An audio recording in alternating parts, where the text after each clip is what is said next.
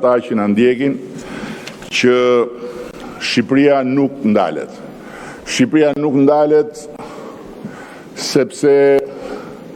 kemi hyrë në një fazë vendimtare. Një fazë vendimtare që dje mori një shtysë të re në Bruksel, ku jo vetëm hapëm të gjithë kapitujt e negociatave, por jemi të çmuar me notat më pozitive.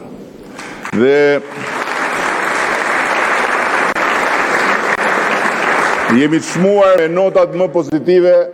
pikërisht sepse jo vetëm i kemi qëndruar strikt të gjitha detyrave dhe praktikisht sot jemi në vendin e parë për plotësimin e të gjitha atyre kërkesave të parashikuara nga plani i ri i rritjes,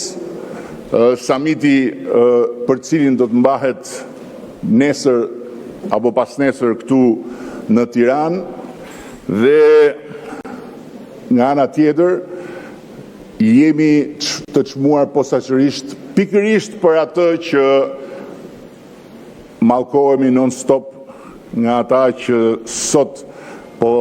më fusin në një borxh shumë të madh me këtë pamje spektakolare që po më ofrojnë. Pikërisht për drejtsinë,